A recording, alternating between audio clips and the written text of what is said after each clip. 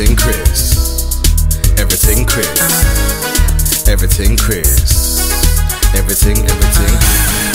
Everything Chris. Everything Chris. Everything Chris. Everything Chris.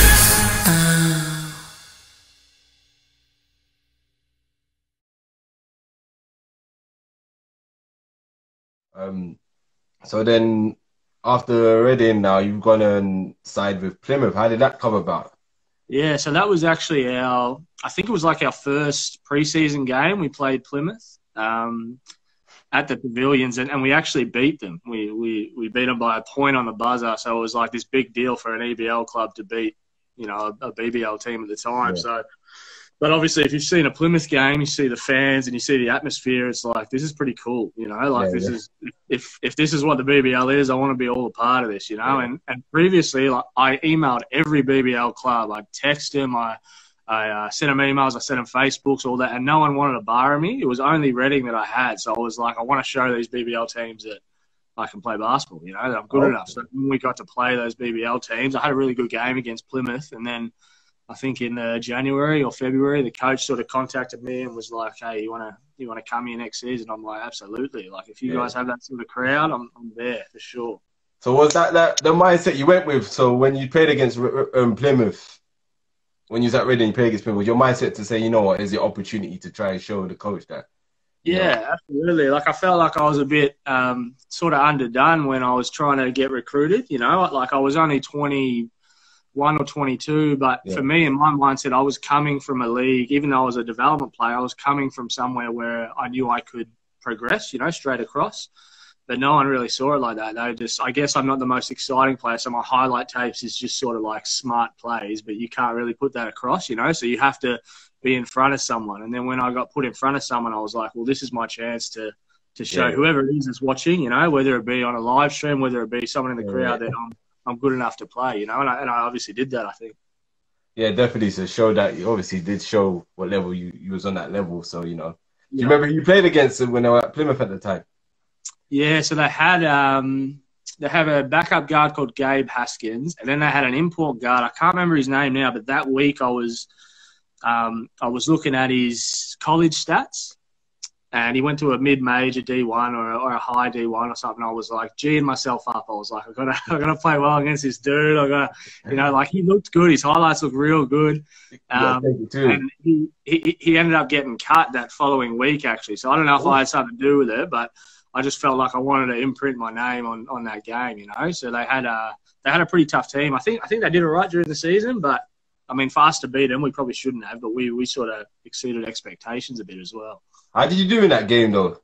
How did I do? Yeah. Yeah, I was all right, mate. I feel like I did pretty well, eh? Yeah. That's dope, man. I like that. And then, you know, in Plymouth now, been there for 6 years, is it now? Or a bit longer? So I played 2 years, and then I played a year in Cheshire, and then I played a year in Germany, and then I played 2 more years in Plymouth. So I've been around a little bit, but time in Plymouth's really good. We had different ownership my first couple of years there, so it was a little bit of a different experience, sort of from the professionalism to the last 2 years that I was there. So you sort of went from Reading, where the off-court stuff was really good, to sort of the early Plymouth days where it was a little bit rocky with top to bottom, sort of, you know, like you just didn't know what you were going to get every day. So it was weird because I was like, well, this is the top league. This should be the way that Reading runs it almost, you know. So I sort of saw it all in like 2 years. So I really enjoyed Plymouth. Obviously, like, I like the Southwest and the atmosphere and the crowd, and everyone sort of gets behind you, which I really like. So it was an enjoyable 2 years for sure. All right, definitely, man, definitely. I've seen them on video. You got a good crowd over there, definitely. Yeah. And you said you went to Cheshire. So what was the reason for going to Cheshire and then going back to Plymouth afterwards? Yeah, so I left Plymouth, and then I played. I changed teams in Australia because I play all year round, because we have our winter season. Yeah, it'll be our winter, your summer. So it's like your summer season. So it's a different season over there. Yeah. So I leave here, say, I think it's early May that the BBL finishes, and then our season over there starts like the end of April till August, and then I come back in September and then play again over here. So it's just constant. So I changed teams back home, and then I wasn't going to go back to Plymouth. So then I was like, oh, I'll see what other BBL teams are up, and we were on our way home from a road trip. I think we had a 12-hour road trip to Rockhampton, which is one of the far games back home, and I just got a text saying, "Hey, do you want to come to Cheshire? Are you interested in Cheshire?" And I was like, "Oh, for sure." You know, like I liked playing against them and what I saw from them, so I sort of jumped on board immediately, really. So it was good. I got injured there as well, so I've just had some bad luck. Oh man! And then what injury was it?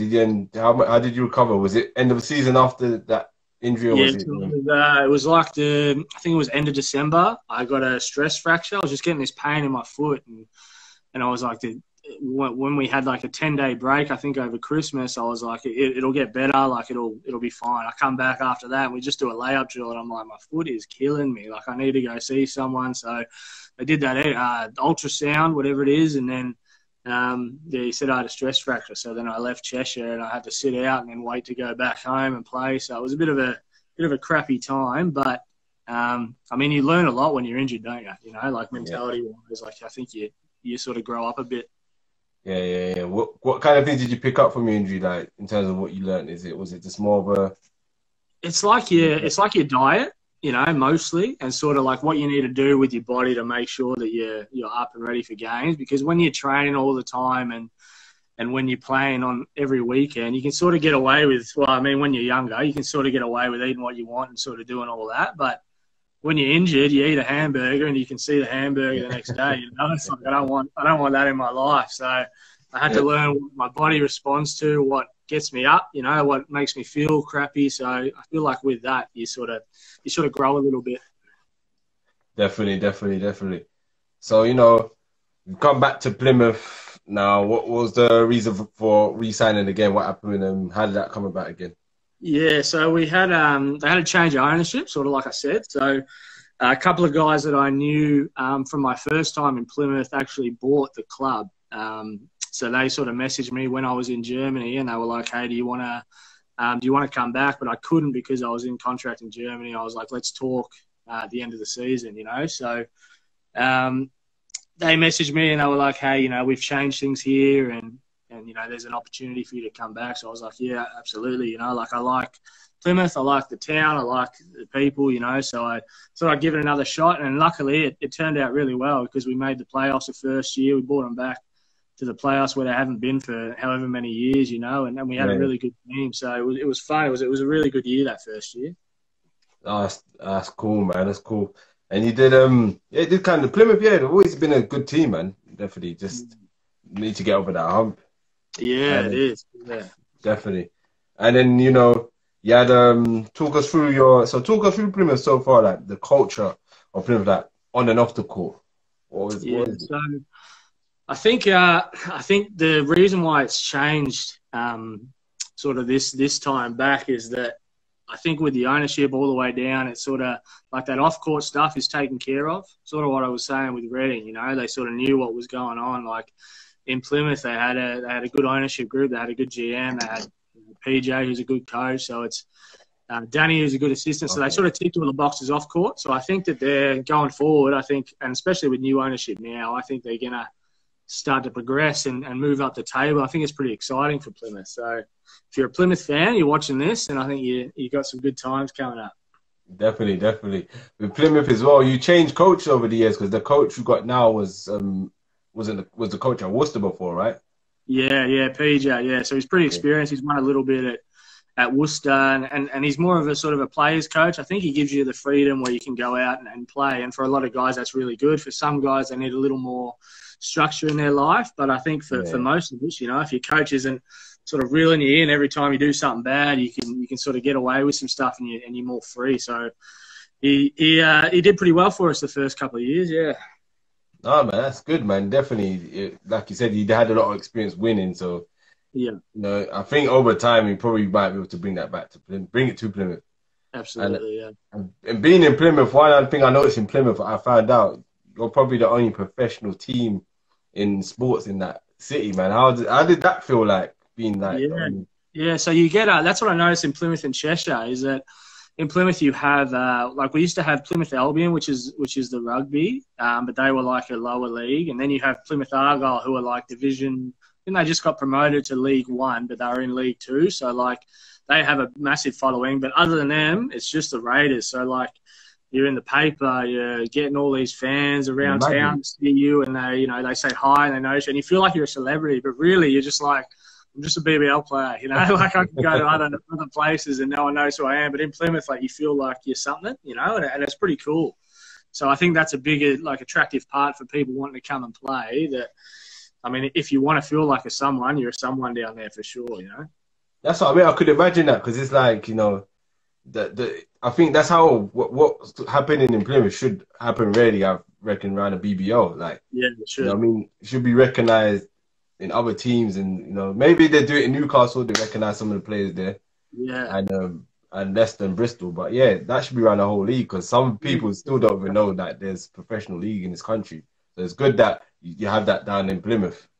Yeah, I mean, you get some great players over here. The BBL has a lot of these guys that the top British guys that are coming back to play. You got the Andrew Lawrence, Justin Robinson. You got those sort of guys that they're here, and they should be given all the kudos, for what their sort of career has transpired into, But I think the league's just not at that point yet where it's a household thing. But if you can get it to that, I think, man, English basketball, British basketball, there'd be no better place to play. Definitely, man. There's so much potential behind it. Definitely. So yeah, definitely. That's something I'll get into just a bit. Everything Chris. Everything Chris. Everything Chris. Everything Chris.